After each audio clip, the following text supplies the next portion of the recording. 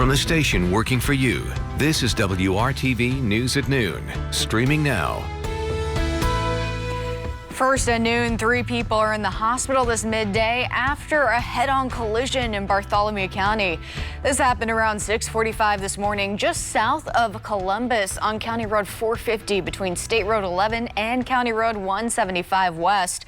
All 3 people who were inside the 2 cars had to be flown to hospitals in Indianapolis.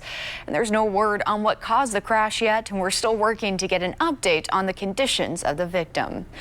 And some breaking news from the State House this afternoon. Lawmakers have taken a step towards a possible court fight with Governor Eric Holcomb over some of his emergency powers. The House today voted to override Holcomb's veto of a bill that would shift some emergency authority away from the governor and to the legislature. The bill was pushed by Republican lawmakers. Some of them were upset by Holcomb's long-term mask mandate and restrictions on businesses that were part of the effort to slow the spread of COVID-19. And the override effort now goes to the state Senate. The governor has not yet said whether he would challenge the law in court if the Senate also votes against his veto.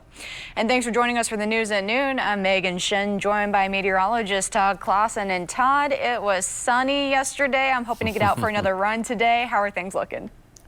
You know, it's not bad out there this afternoon. We're running a little bit below normal temperature-wise, and there's a little bit of cloud cover in spots across central Indiana. So we're not dealing with complete sunshine like we saw yesterday, but nonetheless, it's not a terrible day for us here across the area. Temperatures right now are sitting in the 40s and 50s across the area. 47 in Indianapolis right now. As we go through the Lafayette area, we're up to 50 degrees, 49 in Muncie, 50 is the current temperature in Bloomington. And here's a look in Greencastle, and you can see the clouds. You can see a little bit of blue sky out there as well. And that'll be the case here going throughout the course of the afternoon hours. Now, we have a little bit of cloud cover here, especially to the north and east of Indianapolis. And that's part of this weak little area of low pressure that's spinning away here across Michigan. That's going to continue to make its way in that direction. But you do notice off to the west, there's not a ton of sunshine. So we'll kind of toggle back and forth here this afternoon between partly to mostly cloudy skies,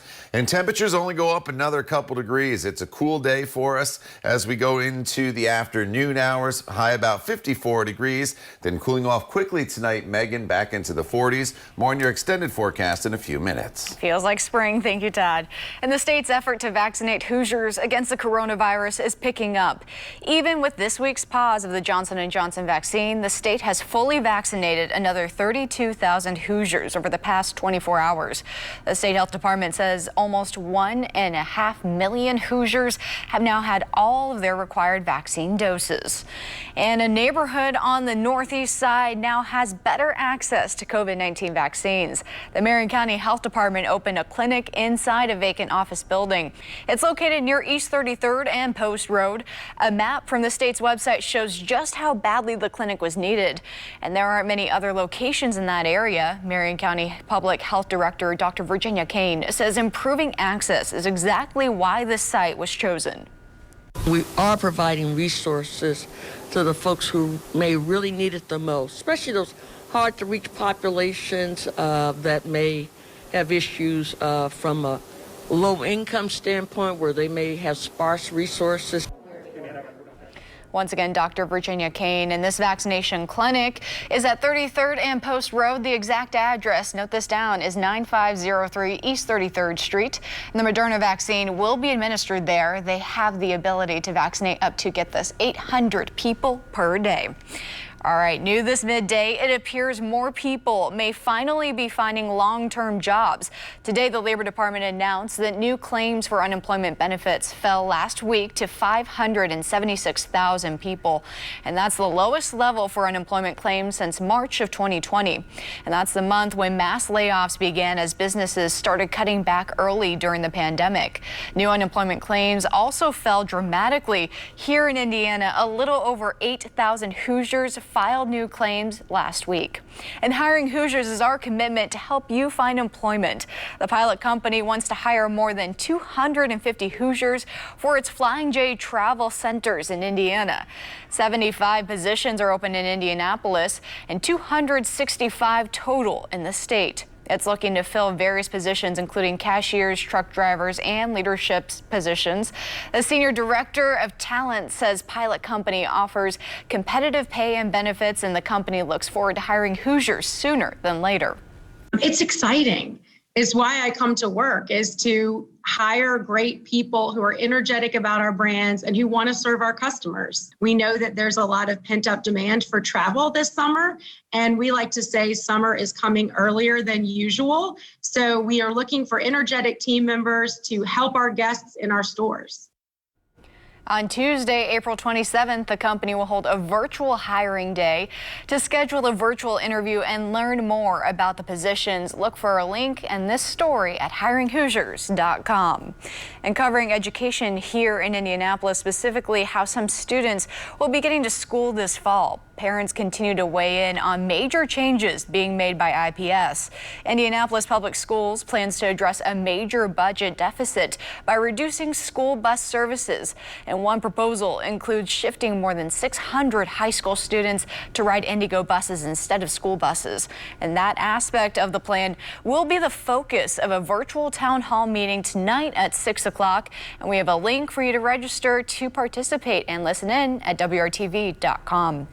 At a meeting yesterday, though, they focused on concerns people had about having more than 4,000 students walk to school instead of riding a school bus.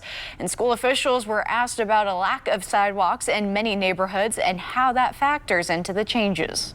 What we do as a transportation team is we evaluate both the walk distance for a student and then kind of an estimated walk route for that student to determine, is there a safe route to school based on the pedestrian infrastructure in and around that neighborhood. And so sidewalks would be a factor in that consideration, but not in every case would a sidewalk at a particular street be necessary if there is an alternative route available to that student that provides a safe route to school.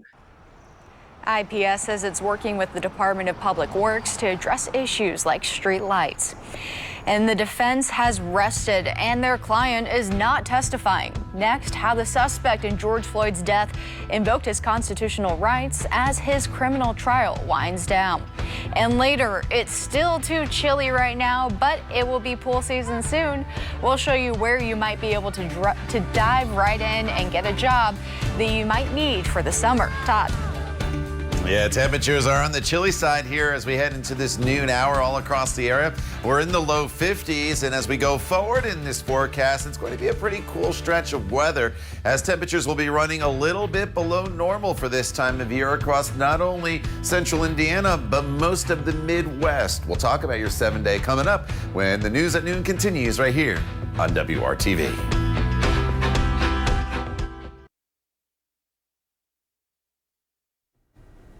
Welcome back. Now to the latest on the Derek Chauvin murder trial. The defense has rested their case and the prosecution has called a rebuttal witness before closing arguments begin next week.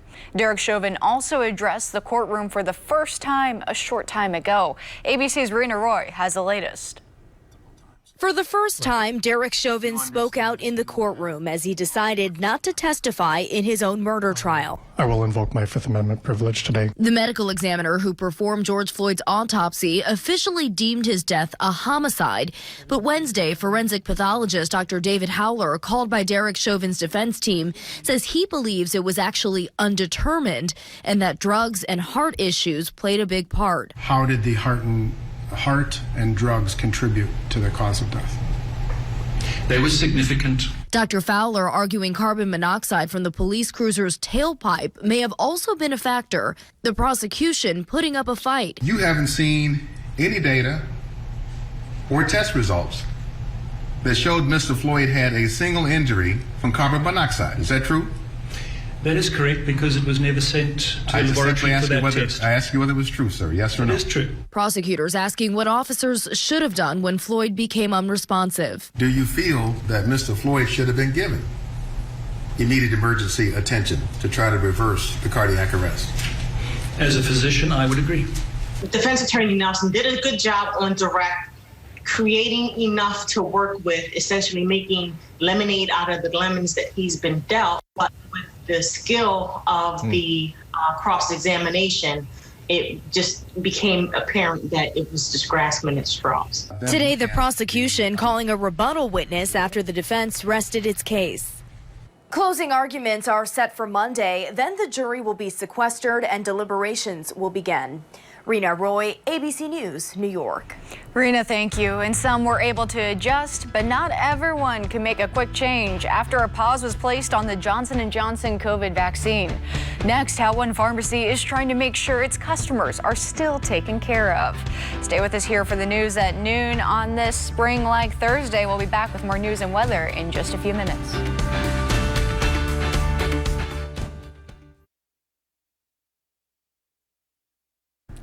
Welcome back. Ever since the pause was placed on the Johnson & Johnson COVID vaccine, we've seen mass vaccination sites at the Indianapolis Motor Speedway and in Fishers make a quick switch to other vaccines. But not all Johnson & Johnson sites have been able to do the same. Our Nikki Dementri tells us that includes at least one pharmacy in Greenfield that would have been the first in Hancock County to provide the single-dose shot. Hello, hello. Wednesday should have brought at least 50 Hoosiers to Medicap Pharmacy in Greenfield for a COVID-19 vaccine. We posted the appointments, and within 24 hours, I would say they were all filled up. Hoosiers coming from as far as Muncie scooped up the 200 appointments for the Johnson & Johnson COVID-19 vaccine happening across the multi-day clinic. But things Tuesday, the first day of the COVID-19 vaccine clinic here, didn't go as planned. My gut dropped because I was like, all this work, all this time we've spent waiting to get these vaccines. Staff pharmacist Riley Warner says a vaccine clinic is something they've been ready to do since January, but they couldn't until last week because of a lack of vaccine shipments. We've been here since 1997, and our community, I think, has really come to depend on us. They still think of us as that like mom and pop store. We try and take care of everyone the best way we can, and that was a huge part of it, was being able to offer COVID vaccines.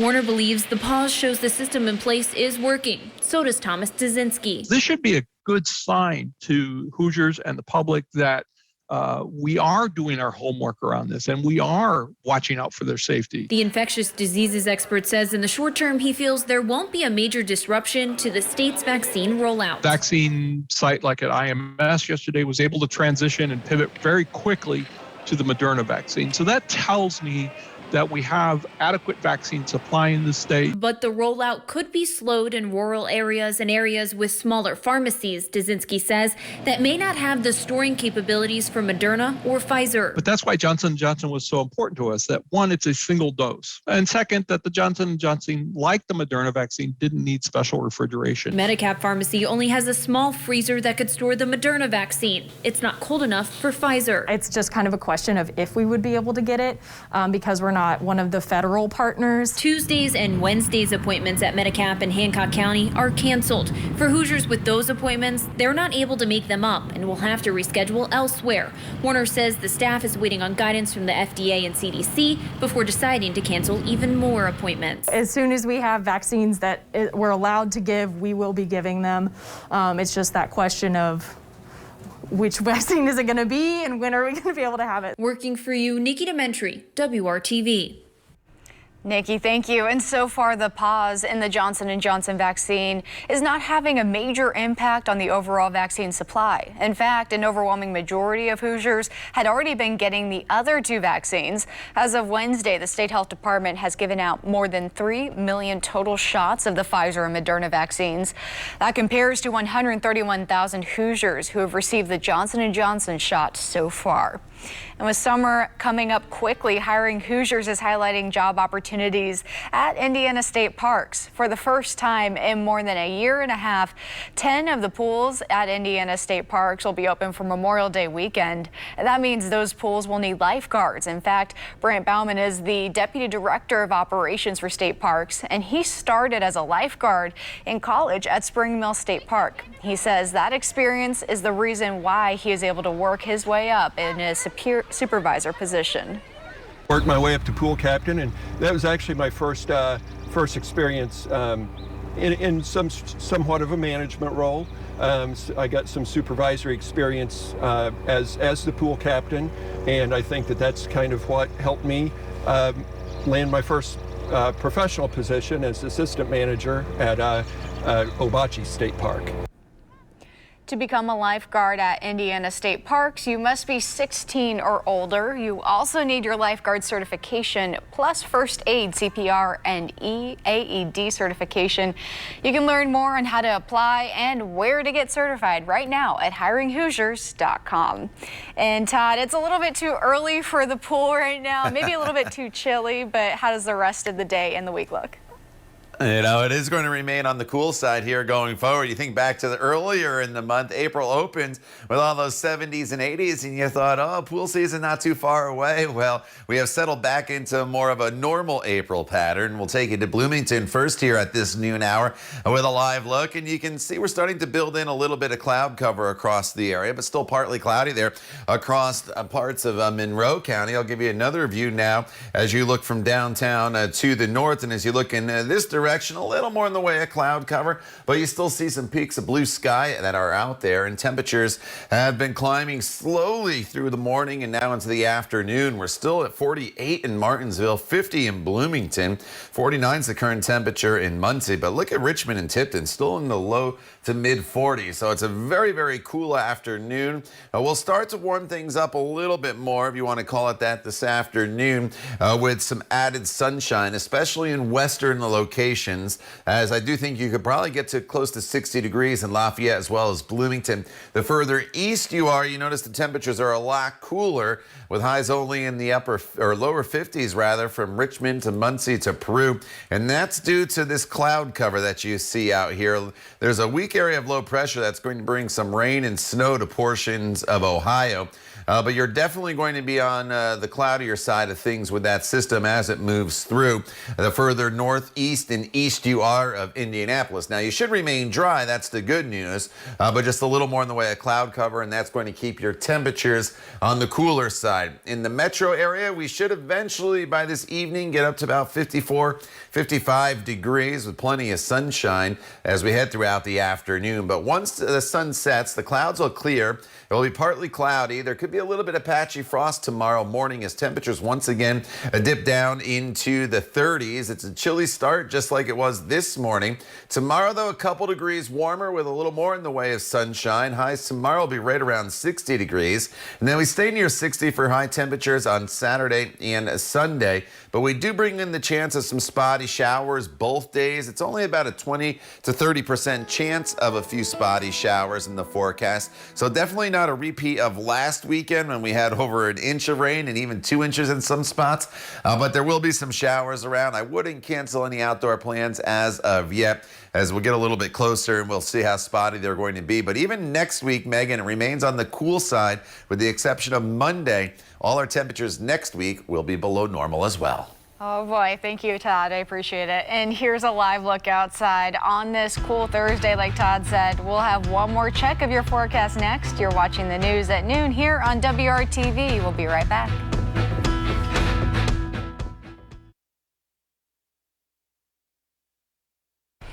Fans are back in limited capacity at baseball games now, and that means we have moments like this one.